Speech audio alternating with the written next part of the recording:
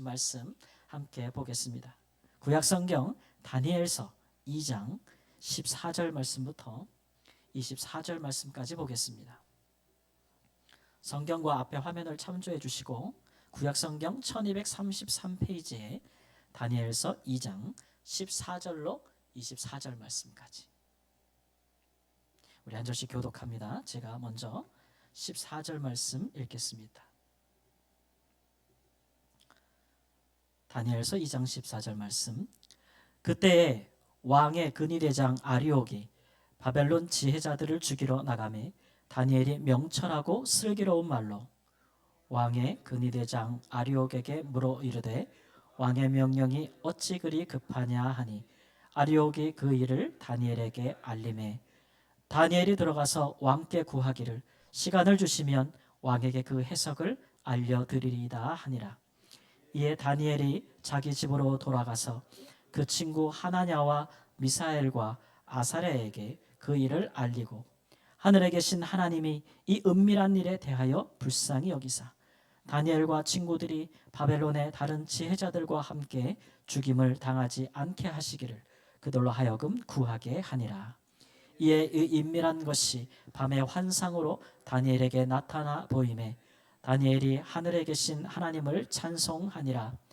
다니엘이 말하여 이르되 영원부터 영원까지 하나님의 이름을 찬송할 것은 지혜와 능력이 그에게 있음이로다. 그는 때와 계절을 바꾸시며 왕들을 패하시고 왕들을 세우시며 지혜자에게 지혜를 주시고 총명한 자에게 지식을 주시는도다. 그는 깊고 은밀한 일을 나타내시고 어두운 데 있는 것을 아시며 또 빛이 그와 함께 있도다.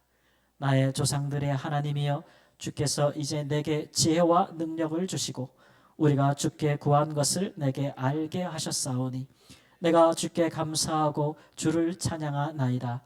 곧 주께서 왕의 그 일을 내게 보이셨나이다 하니라. 함께 읽습니다. 이에 다니엘은 왕의 바벨론 지혜자들을 죽이라 명령한 아리옥에게로 가서 그에게 이같이 이르되 바벨론 지혜자들을 죽이지 말고 나를 왕의 앞으로 인도하라. 그리하면 내가 그 해석을 왕께 알려드리리라 하니 아멘. 올해 노벨상 수상자들이 발표되었죠. 많은 사람들이 그 중에서도 관심을 가졌던 분야는 노벨 생리의학상입니다. 생리의학상. 왜냐하면 우리가 지금 수년간에 걸쳐서 유례없는 코로나 바이러스 전염병 사태 때문에 많은 분들이 생명을 잃기도 하고 또 고통을 당하고 있고 아직도 이제 완전한 해결을 우리가 얻지 못했잖아요. 그럴 때 이제 이 코로나 바이러스를 이겨낼 수 있는 백신을 연구하는 과학기술을 연구했던 공헌했던 분들이 당연히 받지 않겠는가 이렇게 이제 사람들이 생각했어요. 그 코로나 바이러스의 백신을 우리가 빨리 갖게 된 것은 mRNA라고 하는 그런 이제 의학 기술인데 이 앞에 있는 M이 메신저란 뜻이에요. 뭔가 전달한다는 얘기겠죠. 그래서 우리가 뉴스에서도 많이 보셨겠지만 코로나 바이러스가 그 주변에 있는 돌기가 있는 그 스파이크 단백질이 우리 세포에 달라붙어서 전염을 시키는 거잖아요. 그래서 그 유전 정보를 우리 체내에 빨리 전달하는 것이 mRNA예요. 그래서 그 유전 정보를 전달하면 우리 몸이 거기에 대해서 이제 항체를 만들어내는 것이죠. 그래서 이제 대응하게 되는 거예요. 본래 이제 전통적인 백신을 만들어내는 방법은 바이러스에 있는 독성을 제거해가지고 그걸 우리 몸에 넣어주는 거예요. 그럼 우리 몸이 이제 그것에 대한 항체를 만들어내는 건데 보통 그런 백신을 만들려면 10년이 걸린대요. 그리고 그 효과도 50%에서 60%만 되면 훌륭한 백신이다라는 평가를 받거든요. 근데 이 새로운 방식의 mRNA 백신은 만드는데 1년이 채 걸리지 않았고 효과도 이제 90% 이상이다. 라는 결과를 이제 나오고 있죠. 물론 이 백신을 맞음으로써 이 생소한 백신으로 인해서 고통당하는 분들도 있었다는 것을 알고 있는데 대부분의 많은 분들은 또 이것으로 인해서 이 코로나 바이러스에 걸려도 생명을 건질 수 있는 좋은 기회를 얻었습니다. 그런데 이 상을 받지 못했어요. 결론적으로는.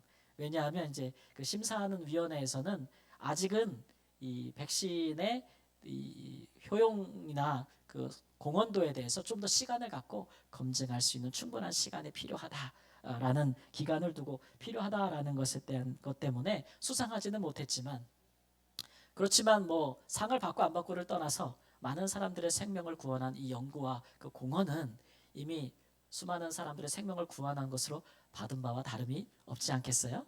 네. 이 연구를 처음 시작하신 분은 이름은 카탈린 카리코라는 분인데, 이 여성분이신데, 예, 이 헝가리 사람이세요. 그러니까 이분이 원래 1970년대부터 이 분야, 아주 생소한 분야를 연구하기 시작했는데, 공산주의 국가에서 이제 하기가 어려우니까 결국은 도미해서 미국에서 계속 연구를 이어갔는데, 이 생소한 분야가 과연 우리 인류에게 얼마나 유익을 줄 것인가에 대해서 많은 사람들이 의심하고 회의를 품었대요.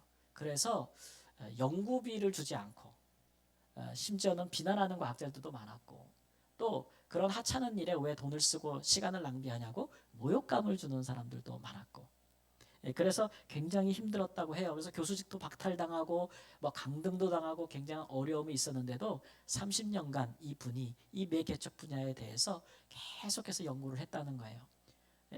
그래서 그 사람이 이렇게 할 수 있었던 이유는 그래도 언젠가 이 연구가 인류를 구하는데 기여하게 될 것이다 라는 믿음을 갖고 있었다는 거예요. 그러다가 이제 이번에 이 코로나 사태가 터졌을 때 이제 그런 제조 회사들이 이 기술과 이 연구를 이용하여 빨리 백신을 만들었다라는 것이죠. 그러고 보니까 이분을 평가할 때 우리가 생각하는 건 많은 어려움에도 불구하고 많은 생명을 구원하기 위한 그런 헌신과 가치, 그런 것들을 우리가 참 높게 평가할 수 있겠다라는 생각이 들죠. 우리가 인생을 살면서 많은 귀한 가치들을 발견할 거예요. 우리의 삶을 유익하게 하는. 그럼에도 불구하고 가장 정말 귀중한 가치는 뭐냐면 생명이죠. 세상에 생명보다 귀한 것이 있습니까?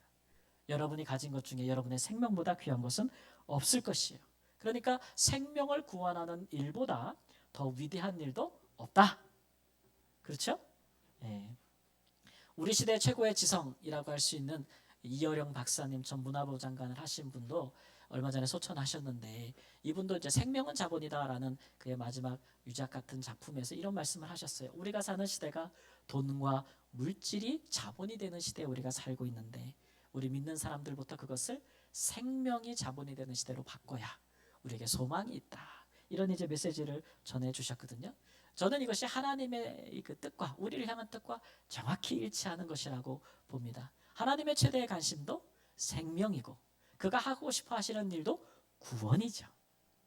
구원이죠. 그렇기 때문에 하나님이 또 생명의 창조자가 아니시겠어요? 그래서 생명을 구하는 일에 얼마나 열심히 일을 하시겠어요? 예수님께서 요한복음 5장 16절, 17절 말씀에서 이렇게 말씀하신 적이 있습니다. 함께 읽습니다. 그러므로 안식일에 이러한 일을 행한다 하여 유대인들이 예수를 박해하게 된지라.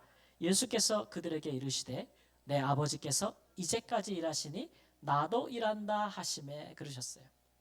예수님께서 안식일에 무슨 일을 했길래 이렇게 유대인들이 예수님을 핍박하고 비난하고 박해했을까 보면, 예수님께서 안식일에 38년 된 병자의 병을 고쳐주시고 그의 생명을 구하셨어요.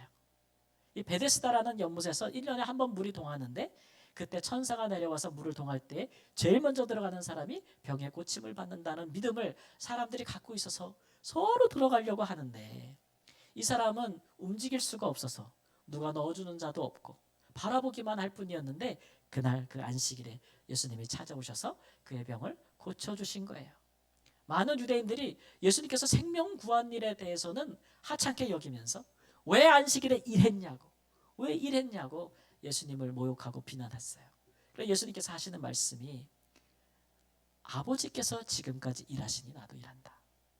아버지께서 어떤 일을 하시는 거예요? 생명을 구원하는 일을 하신다. 사람이 다 쉴 때도 하나님은 안 쉬어요. 안식일에. 우리 예수님은 그래서 안식일에 더 많이 일하신 분이에요. 사람의 생명을 구원하기 위해서. 예. 그러니까 하나님께서 지금도 예수님처럼 이 하나님의 마음을 잘 알아서 생명을 구원하는 일에 앞장서는 사람을 찾고 계시지 않겠습니까? 우리 이 시간 말씀을 듣고 난 후에는 나도 예수님처럼 하나님을 뜻을 따라서 정말 생명을 지키고 구원하는 일에 내가 함께 하겠다. 그런 일에 하나님과 동역하겠다라는 그런 마음, 믿음 가지시는, 결단하시는 귀한 시간이 되기를 주님의 이름으로 축원합니다. 자, 그러면 하나님께서는 함께 일하는 그의 동역자들과 어떻게 생명을 구원하시는가, 어떻게 생명을 구원하시는가 살펴보면, 오늘 본문 말씀에서는 첫째로 하나님께서는 하나님과 함께 일하는 사람들에게 앞으로 일어날 일들, 하나님이 하실 일들, 그러나 사람들에게는 감추어져 있는 은밀한 일들을 드러내신다는 거예요. 그렇게 하셔서 준비하게 하신다는 것이죠. 우리 사람들은 끊임없이 앞날에 대해서 알고 싶어 합니다. 앞으로 무슨 일이 일어날까 예측하고 싶어 하죠. 그렇지 않으면 불안하니까. 지난 주간에 우리 대통령께서 이제 그 회의를 하면서 이제 해야 될 일들에 대해서 어떻게 회의를 하는지 국민들한테 오픈하셨잖아요. 제가 그거를 가만 봤는데 화두가 하나가 있더라고요. 그게 뭐냐면 지속 가능성이에요. 지금 우리가 하고 있는 좋은 것들을 계속해서 앞으로도 할 수 있어야 되는데, 지금 우리의 상황이 이러이러하니 우리가 어떻게 하면 이것을 잘할 수 있느냐에 대해서 회의를 하시더라고요. 그것들을 위해서 이제 많은 각 부처들이, 기관들이 앞으로 어떻게 될까에 대해서 막 데이터들을 준비해 올 거 아니에요. 그래서 요즘은 이런 기술들이 발달해 있어요. 각종 모든 데이터들을 모으고 수집하고, 이게 능력이 돼서 나라 간에 경쟁하고 회사 간에 경쟁하고 기관끼리 경쟁하는 것이, 우리가 그런 시대에 살고 있거든요. 그런데 이런 데이터들은 다 지금 과거에 일어나는 일들을 자료를 모으는 거예요. 그래서 앞으로 어떤 일이 일어날까를 예측하는 건데, 이게 되려면, 잘 맞아떨어지려면 한 가지가 있어야 되고, 뭐냐면 과거에 일어난 일들이 미래에도 똑같이 일어날 것이다 라는 걸 전제해야 이런 것들이 가능하기 때문에, 사실 기술을 통해서 미래를 예측하는 것은 어느 정도의 확률은 있지만, 많은 전문가들은 이게 정말 잘 예측한다는 것은 불가능하다. 우리의 삶에는 워낙 변수가 많기 때문에 그런 거죠. 불가능한 거예요. 사람이 다 알 수가 없어요. 앞으로 일어날 일들에 대해서. 근데 이런 미래를 알고자 하는 욕망은 고대에도 늘 있어 왔죠. 오늘 말씀해 보니까 바벨론 왕, 당시의 세계를 정복하고 있던 바벨론 왕도 미래를 예측하기를 원했어요. 앞으로 어떤 일이 일어날 것인가. 그래서 그가 학문과 지식에 능통한 사람들을 키웠다 그랬어요.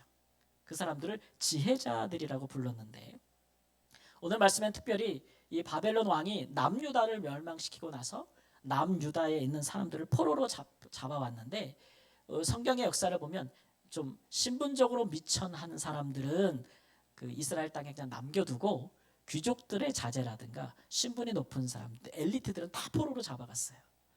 그렇게 해가지고 그 중에서도 똑똑한 사람들을 선발해가지고 바벨론의 학문과 지식을 배우게 해서 그들을 인재로 등용했어요. 바벨론의 어떤 그 통치를 더 확장시키기 위해서 그들을 영입하는 정책을 써주는데, 그 중에 누가 있었어요? 다니엘과 그의 세 친구가 있었다라는 것이죠. 그래서 다니엘과 세 친구가 잘 학문과 지식을 배워서 모든 지혜자들 위해 뛰어난 지혜자가 되었다라는 것은 우리가 뭐 주일학교 때부터 다 알고 있는 말씀이라고 생각이 됩니다. 그러던 어느 날 바벨론 왕이 앞으로 나라 일과 장래에 대해서 근심하고 고민하다가 꿈을 꾸게 됐는데, 그 꿈의 그 내용을 생각해 보니까 도대체 그게 무슨 뜻인지 알 수가 없는 거예요. 그래서 이때다 싶어서 그 나라의 이 꿈을 해석할 만한 사람들을 다 불러 모았죠. 성경에 보니까 박수, 마수라는 사람, 술객, 점쟁이, 점성가, 그리고 많은 학문과 지식에 능통한 지혜자들 다 불러 모았다 그랬어요. 그래가지고 말하기를, 내가 번민하여 꿈을 꿨는데 그 꿈 때문에 고민이 많다. 너희들이 그 꿈을 해석해라. 이렇게 얘기한 거예요. 그러니까 이 사람들이 모여서, 왕이여, 그러면 왕께서 꾼 꿈을, 그 내용을 우리에게 알려주시면 우리가 해석해드리겠나이다. 꿈의 해석은 여러분 할 수 있잖아요, 그죠? 꿈의 해석들에 대한 많은 경험들과 뭐 이론들이 있잖아요, 지금 우리나라에도. 그런데 왕이 말하기를, 아니라 이거예요. 너희들이 할 것은 꿈의 내용도 맞히라는 거예요. 꿈의 내용도 맞히고 그 해석도 내놓아라. 그렇지 않으면 내가 너희를 다 죽여버릴 것이다. 너희는 능력 없는 자들이다. 이렇게까지 왕이 포악하게 나오니까 이 사람들이 말하기를, 10절에 보면 왕이여, 어떤 권력자도 이런 것으로 우리에게 물은 자가 없었습니다. 이렇게 이제 항변하는 거예요. 그러나 왕의 마음은 변심하지 않았어요. 그리고 그냥 꿈의 내용도 얘기하라. 해석도 내놔라. 그렇지 않으면 너희를 다 죽여버리겠다. 막 이렇게까지 하는 것이죠. 여러분 참 포악한 왕이죠, 그렇죠? 누가 그 사람의 꿈의 내용을 알 수 있고 누가 앞으로 일어날 미래를 예측할 수 있고 알 수 있는 사람이 누가 있겠어요? 알 수 없어요. 하나님도 이런 일들을 사람에게 알게 하려고 하지 않으세요. 우리 전도서 7장 13절 14절 말씀 보겠습니다. 하나님께서 행하시는 일을 보라. 하나님께서 굽게 하신 것을 누가 능히 곧게 하겠느냐. 형통한 날에는 기뻐하고 공고한 날에는 되돌아보아라. 이 두 가지를 하나님이 병행하게 하사 사람이 그의 장래일을 능히 헤아려 알지 못하게 하셨느니라 그랬어요. 그러니까 하나님은 사람이 그 앞날을 아는 것을 원하셔요? 원하지 않아요. 네. 하나님이 원하시는 것은 그저 내가 하나님과 함께 살아가면서 형통한 일이 있을 때는 뭐하고요? 기뻐하고 공고한 일이 있을 때는 나 자신을 돌아보는 그런 하나님 앞에서 겸손한 삶이 우리에게 지혜로운 삶이라고 말씀하시는데 사람들이 그 미래를 다 알고 예측해서 행운을 논하고 하나님과 더불어 믿음으로 살아가는 것이 아니라 운에 맡기고 행운에 맡기면서 그렇게 우상을 숭배하듯이 점치는 것을 하나님은 원하지 않는다는 거죠. 그래서 하나님께서 인생을 주관하시는 그런 기본이 이 섭리가 그러해요.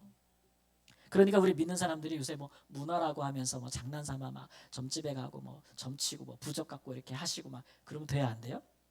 안 돼요. 하나님 원하는 거 아니에요. 절대 하시면 안 돼요. 그러나 하나님께서 이렇게 하시는데 그러나 예외가 있어요. 하나님께서 그 일어난 일들에 대해서 미리 알려주시는 경우가 있더라 이런 얘기죠. 성경에도 그런 예화가 있는데 요셉 같은 경우가 그러하잖아요. 요셉은 어릴 때부터 꿈을 많이 꿨는데 그 꿈이 하나님이 앞으로 하실 일을 그에게 보여주시는 것이었어요. 그가 시간이 지나서 그것이 이루어졌을 때 아 그렇구나라는 것을 알았단 말이죠. 심지어 요셉은 그래서 별명이 꿈꾸는 자라는 드리머, 영어로 말하면 드리머예요. 그런 별명도 가지고 있었는데 나중에는 애굽의 왕 바로의 꿈도 해석하여서 앞으로 7년 대풍년이 올 것이고 그 뒤에는 또 7년 대흉년이 올 것이기 때문에 미리 대비해야 된다라는 것을 알려줬던 사람이죠. 오늘 본문 말씀에도 보면 바벨론 왕이 나라와 그 앞일에 대해서 고민할 때에 꿈을 꾸게 되었는데 그 꿈의 내용이 그러해요. 그 왕이 큰 신상을 봤어요. 큰 하나의 신상. 근데 머리는 뭘로 되어 있냐? 머리는 순금으로 되어 있고 금으로. 그 다음에 가슴과 팔은 은으로 되어 있고 배와 넓적다리는 노스로 되어 있고 종아리는 흙으로 되어 있고 쇠로 되어 있고 그 다음에 발은 흙과 쇠가 섞여 있는 큰 신상을 봤어요. 그런데 어디서 갑자기 어떤 돌이 와가지고 그 신상의 발을 탁 쳐가지고 신상이 와르르 무너지고 온 땅에 그 돌로 가득 차게 된 그런 꿈을 꾼 거예요. 예. 그 꿈에 꾸고 나서 왕이 그것을 궁금해했겠어요, 안 했겠어요? 굉장히 궁금해했던 것이죠. 예. 그런데 그 꿈의 내용을 누가 드러내줬느냐 하면 다니엘이 드러내주고 꿈 내용도 마치고 꿈 해석도 해주었다. 이 꿈의 내용은 앞으로 왕 이후로 어떤 나라들이 일어날 것이며 그 나라는 어떤 모습일 것이며 결국 그 모든 나라가 무너지고 결국은 하나님의 나라 영원히 변치 않은 하나님의 나라가 굳게 설 것이다. 영원히 설 것이다 라는 그런 내용이라고 해석을 해주는 것이죠. 여러분 하나님께서 이렇게 다니엘에게 이렇게 하나님께서 앞으로 행하실 일들을 드러내시는 이유가 무엇이겠습니까? 창세기 18장 17절 19절에 보면 하나님께서 이렇게 말씀하십니다. 여호와께서 이르시되 내가 하려는 것을 아브라함에게 숨기겠느냐? 아브라함은 강대한 나라가 되고 천하 만민은 그로 말미암아 복을 받게 될 것이 아니냐. 내가 그로 그 자식과 건속에게 명하여 여호와의 도를 지켜 의와 공도를 행하게 하려고 그를 택하였나니 이는 나 여호와가 아브라함에게 대하여 말한 일을 이루려 함이니라. 하나님께서 말씀하시기를 내가 아브라함에게 내가 하고 있는 일을 하려고 하는 일을 숨기겠느냐 그러셨어요. 안 숨기겠다는 거예요. 아브라함에게는. 이게 이제 소돔과 고모라에 대해서 하나님께서 심판하실 것에 대해서 하나님이 미리 말씀해 주는 거예요. 왜 그렇게 하셨냐? 왜 그렇게 하셨냐? 아브라함은 하나님과 함께 일하는 사람이잖아요. 하나님께서 아브라함과 함께 어떤 일을 하실 거라고 미리 약속하셨잖아요. 여러분 같이 일하는 사람에게 그 속마음을 숨기면 그 동역이 오래 가겠어요? 안 가겠어요? 오래 안 가죠. 해보신 분은 알 텐데 서로 마음을 속이고 감추면 그 동역은 오래 가지 못해요. 그렇죠? 지난 주간에 우리 안장로님께서 어디 사람들 앞에 많은 사람들 앞에 연설하실 수 있는 기회가 있으셔서 저도 이제 관심이 있어서 가봤는데 장로님이 도대체 무슨 연설을 하시나? 아니 우리 장로님이 하시니까 안 믿는 사람하고 하는 거하고 다를 거 아니에요. 궁금했어요 내용이.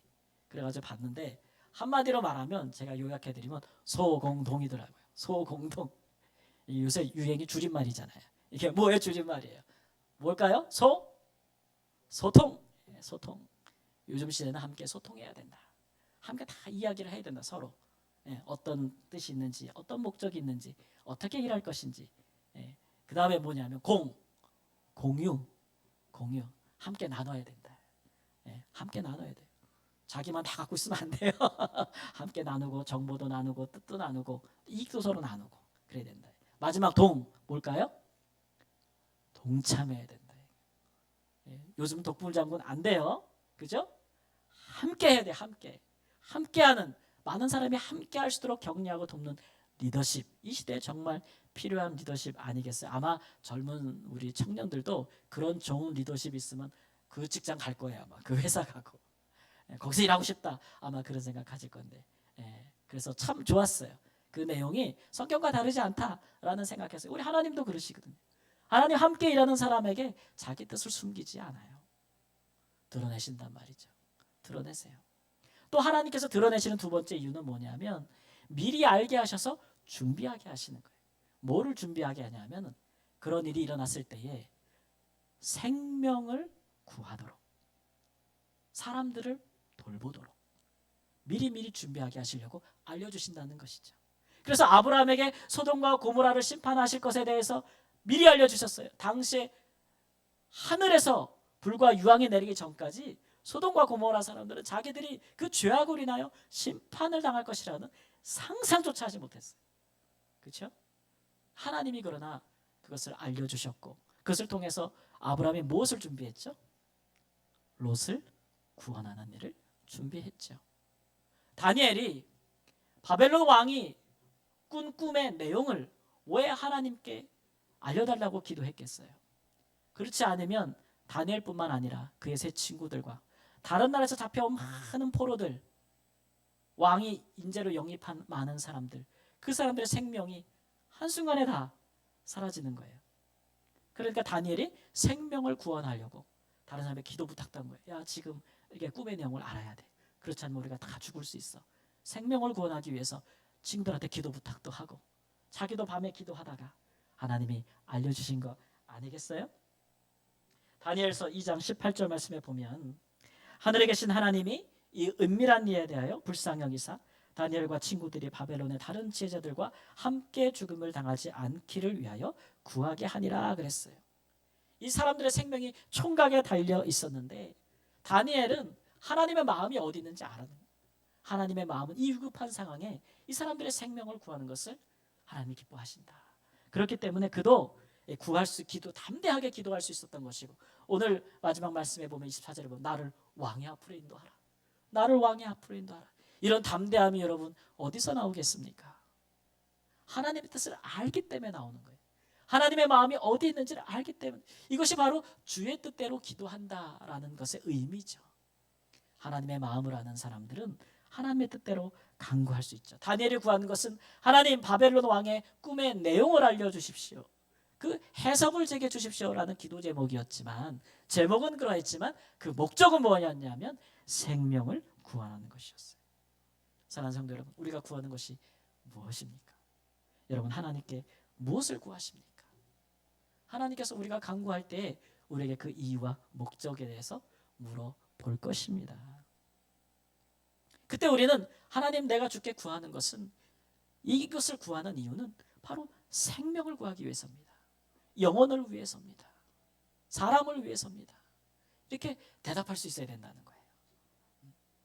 지난 주간에 이 건물의 이제 4층에 계신 사장님하고 미팅을 가졌는데 왜냐하면 이 건물의 이제 운영 관리단을 구성하기 위해서 많은 분들이 입주했는데 관리단이 구성이 안 됐어요. 그래서 이제 일단 모여서 얘기를 하는데 이제 뭐 이렇게 뭐 여러 관리단 구성하는 과정이나 이런 것에 대해서 얘기를 해야 되는데 제가 목사다 보니까 그분이 이제 저랑 연배가 한 살 차이밖에 안 나요. 근데 갑자기 자기가 이제 자기 신앙 그 신앙이 그리스도인이라고요. 신앙인인데 자기의 신앙의 줄거리를 쫙 얘기하는 거예요. 일 얘기는 별로 못하고 그냥 신앙 얘기만 서로 잔뜩 하다 헤어졌는데 예, 그 사장님 말씀이 이제 자기가 어릴 때부터 모태신앙이었노라. 근데 어머니는 열심히 신앙생활하시고 기도하시는데 자기는 그렇지 못했다. 또 자기 아내도 이제 그렇지 못했다. 그런데 어느 한 교회에 가서 이제 신앙생활을 시작하면서 거기서 처음으로 이제 말씀을 듣기 시작하고 그러면서 마음에 믿음이 오기 시작하고 눈을 뜨기 시작했다. 그래서 그 아내도 거기서부터 정말 신앙인의 길로 들어서기 시작했다. 막 이런 얘기를 해서 잘 됐네요, 막 좋네요, 막 이랬는데 그러나 이러면서 근데 그 교회가 여러 가지로 시험 드는 일이 발생을 하면서 교회가 나눠지고 뿔뿔이 흩어지면서 너무너무 힘들었다는 거예요. 예. 그걸 해결해 보려고 본인이 앞장서 가지고 막 성질이 또 자기 또 엄청나대요. 그래가지고 와막 이래가지고 했는데 결과적으로 아무 유익도 없었다.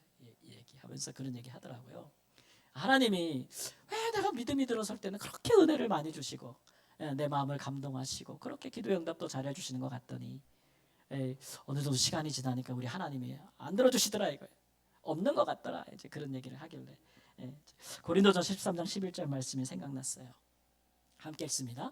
내가 어렸을 때에는 말하는 것이 어린아이와 같고 깨닫는 것이 어린아이와 같고 생각하는 것이 어린아이와 같다가 장성한 사람이 되어서는 어린아이의 일을 버렸노라. 하나님은 우리의 신앙이 이렇게 성장하기를 원하시죠.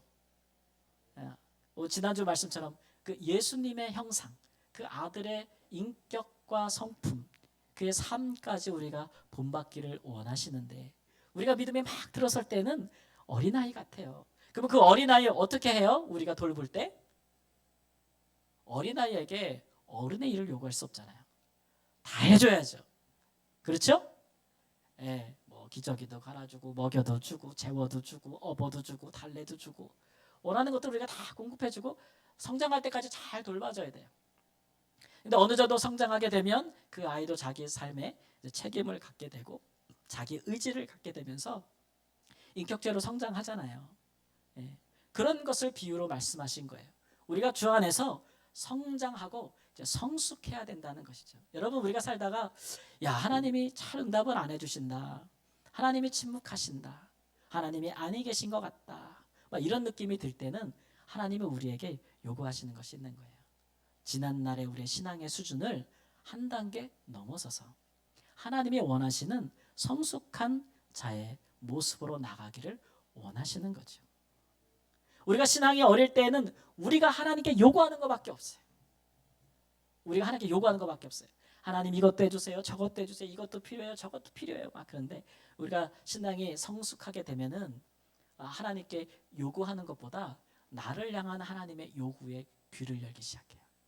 하나님 내게 무엇을 원하십니까? 하나님 나를 통해 어떻게 이 일들을 이루시기를 원하십니까? 이제 그런 것들에 우리가 관심을 갖게 되는 거죠. 거기에 판가름이 어디서 나느냐? 어디서 나느냐? 뭘 보고 하느냐? 그 사람 기도 보면 알아요. 기도할 때 주여 주소서 주소서 막 여기만 꽂혀 있는 사람하고 주여 이루소서 이루소서 나를 통해 이루소서 이 기도의 질이 그 사람의 신앙의 그 수준을 성숙함을 이야기해 주는 것이다. 여러분 사랑하는 성도 여러분, 하나님께서 우리에게 원하시는 것은 우리를 통해 하나님께서 우리의 생명을 구원하신 것처럼 많은 자들의 생명을 구원하기를 원하시는 것입니다. 우리가 무엇을 구하든 하나님 앞에 왜 구하니라고 물어볼 때 하나님 생명을 구원하기 위함입니다 라고 말할 수 있어야 한다는 것이죠. 그런 사람을 하나님께서 나와 함께 일하는 자라고 기뻐하신다는 거예요. 하나님 마음이 거기에 있으니까. 그리고 그런 자들을 위해서는 하나님께서 하실 은밀한 일들도 기꺼이 드러내사 알게 하시고 준비하게 하시고 그 일에 동참하게 하심으로써 그 큰 영광을 함께 나누게 하신다라는 것이 우리의 말씀입니다.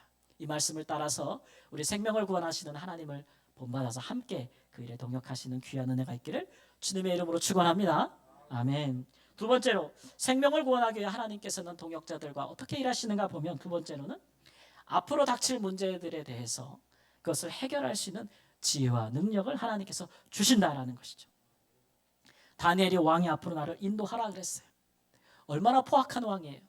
자기 꿈을 못 맞추면 다 죽여버리겠다고 하니 얼마나 공포스러워요. 그런데도 그가 왕 앞에 나가서 설득하고 하나님이 주신 그 꿈의 내용을 이야기하고 그 해석도 말해줍니다. 이 그 포악한 왕의 마음을 누그러뜨리는 거죠. 설득한 것이죠.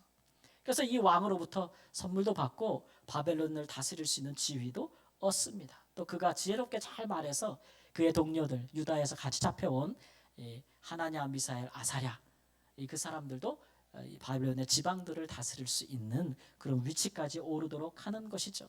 여러분, 이게 지혜와 능력이 없이 가능한 일이겠어요? 왜냐하면 다니엘은 굴러온 돌이에요. 본래 바벨론 사람이 아니에요.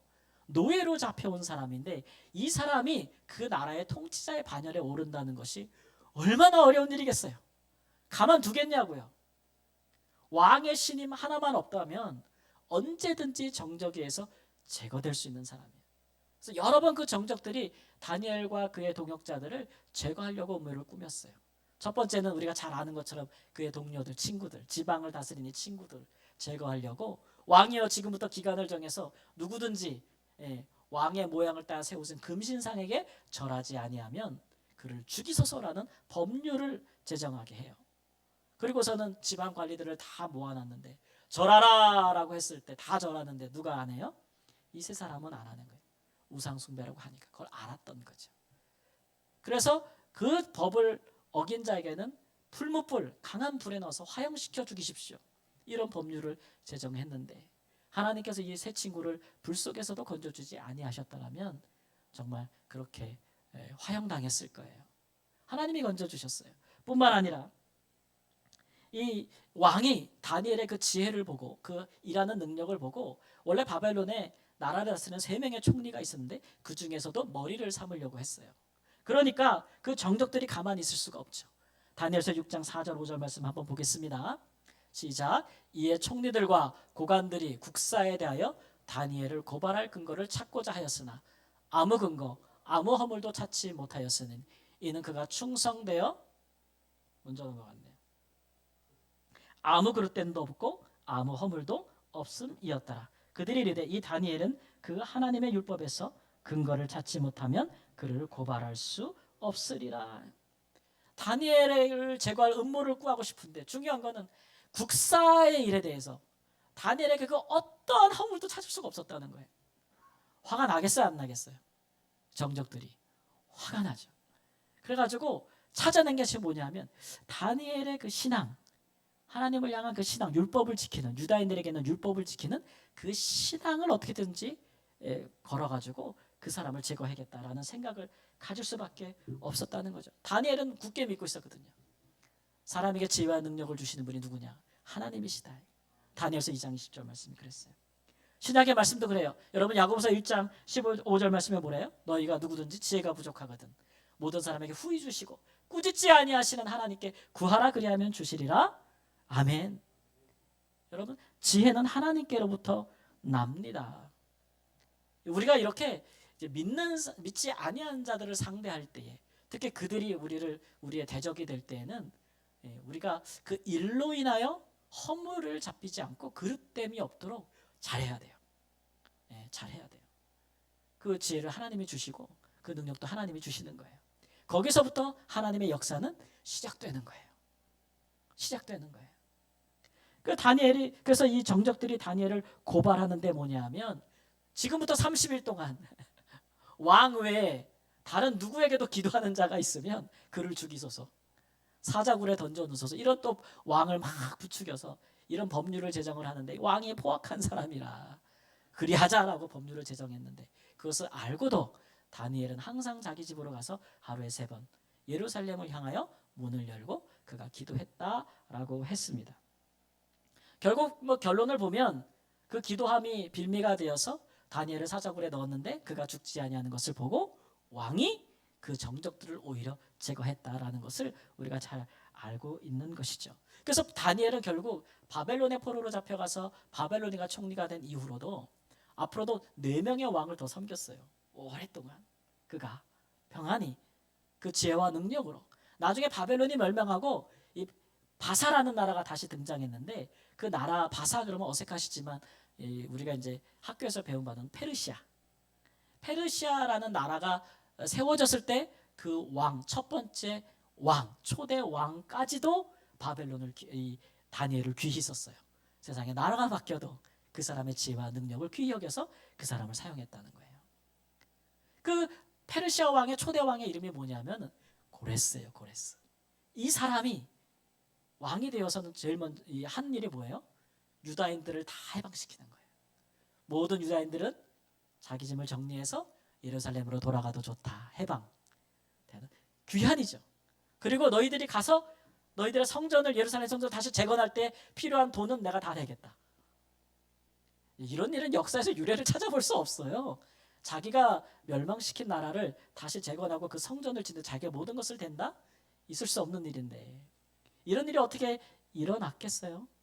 다니엘이 예루살렘을 향하여 기도한 까닭은 무엇입니까? 그의 선지자들, 이사야, 예레미야 같은 선지자들이 하나님의 백성들이 결국 돌아올 것이고 예루살렘과 그 성전이 재건될 것이라는 예언을 믿고 있었기 때문에 그 일을 위하여 기도한 거예요. 이스라엘의 회복과 이스라엘 사람들의 생명을 위하여 그가 기도한 것이죠. 그 기도의 응답을 받은 것이에요. 이사야서 45장 1절 말씀에 여호와께서 그의 기름을 받은 고레스에게 이같이 말씀하시되 내가 그의 오른손을 붙들고 그 앞에 열국을 항복하게 하며 내가 왕들의 허리를 풀어 그 앞에 문들을 열고 성문들이 닫히지 못하게 하리라. 이렇게 하셨고 44장 28절에서도 말씀 보면 고레스에 대하여는 이르기를 내 목자라 그가 나의 모든 기쁨을 성취하리라 하며 예루살렘에 대하여는 이르기를 중건되리라 하며 성전에 대하여는 내 기초가 놓여지리라. 여러분 이거 대단한 말씀인 게 이 말씀은 이사야 선지자의 이 예언은 그 페르시아 왕 고레스가 등극하기 150년 전의 일이에요. 150년 전에 이미 선지자가 바벨론이 멸망하고 새로운 나라가 들어설 것인데 그 나라 왕의 이름까지도 예언을 한 거예요. 그가 누구라고요? 고레스라고. 그러면서 하나님께서 그가 내가 기름 부은 왕이다. 그는 나의 목자라. 왜냐하면 하나님의 백성들을 해방시키고 예루살렘과 그 성전을 건축하도록 도와줄 자라고 몇 년 전에요? 150년 전에 미리 이야기하셨어요. 고레스가 왕이 되어서 내 힘과 능력으로 내가 새로운 나라를 이루었다라고 생각했는데 어느 날 그가 왕궁의 보물 곳간을 살펴보다가 우연히 이 선지자의 글을 발견한 거예요. 이사야 선지자의 글을 읽어보니까 150년 전에 이미 내가 왕이 될 것과 내가 해야 될 일을 기록된 문서가 있는 거예요. 놀랬겠어요? 안 놀랬겠어요? 놀랬겠어요? 안 놀랬겠어요? 놀랬죠. 그러니까 내가 왕이 된 것도 유다인들의 하나님 여호와를 말미암은 것이구나. 내가 해야 될 일도 그들을 해방하고 그들의 성전을 짓는 것이구나 알았던 거예요. 그래서 그렇게 준행한 거예요. 여러분 대단하지 않아요? 하나님의 역사가 대단한 것이고 하나님과 함께 일하는 자들의 기도가 이렇게 대단한 거예요. 여러분 우리가 할 수 있는, 가질 수 있는, 얻을 수 있는 많은 능력들이 있는데 기도의 능력이야말로 참 우리에게 가장 소중한 것들이에요. 우리가 하나님의 뜻을 따라 기도하고 그 기도의 응답을 얻는 것을 볼 수 있다는 거. 다니엘이 봤어요? 못 봤어요? 봤어요. 그의 말년에 하나님이 일하시는 것을 봤어요. 고레스가 칙령을 선포하여 유대인들은 다 돌아가라, 그 성전을 내가 건축하겠다 라고 하는 것을 보았다라는 것이죠. 우리 하나님께서 이렇게 지혜와 능력들을 부어주신다. 하나님과 함께 일하는 자들에게 꼭 필요한 것들을 주시는 분이네. 이런 것들을 통해서 하나님은 허다한 많은 생명을 구원하시기를 원해요. 여러분께서 하나님과 마음을 같이 해서 우리가 하나님 교회를 통해서 우리 가정을 통해서 내 삶을 통해서 하나님 나는 사람들의 생명을 구원하는, 복음으로 그들의 생명을 구하고 가난과 고통자 있는 자들의 생명을 구하는 일에 하나님 나를 사용해 주소서라는 마음으로 기도하면, 그리고 준행하면 하나님께서 그의 기도에 합당한 능력도 지혜도 주실 줄을 믿습니다. 생명을 구하는 것, 그것을 가장 존귀한 것으로 여기는 분이 바로 하나님이십니다. 이를 살리기 위해서, 이를 세우기 위해서, 이를 구원하기 위해서 하나님과 뜻을 같이 하는 사람들을 하나님은 동역자라 부르시고 가장 존귀하게 대우하십니다. 그리고 하나님께서 하실 일, 사람들에게 감추어진 일들도 하나님은 드러내서 알게 하시고 미리미리 기도하게 하십니다. 그리고 그 일들이 일어날 때에는 그 일을 해결할 수 있는, 감행할 수 있는 용기도, 지혜와 능력도 주신다고 하시는 말씀이 오늘 말씀 아니겠습니까? 이 말씀에 마음을 맞추시고 인생의 목적도 맞추셔서 두려움 없이 우리 살아계신 하나님과 동역하는 큰 즐거움이 있기를 우리 주 예수님의 이름으로 축원합니다. 아멘. 우리 함께 결단의 기도를 드리겠습니다. 하나님, 예수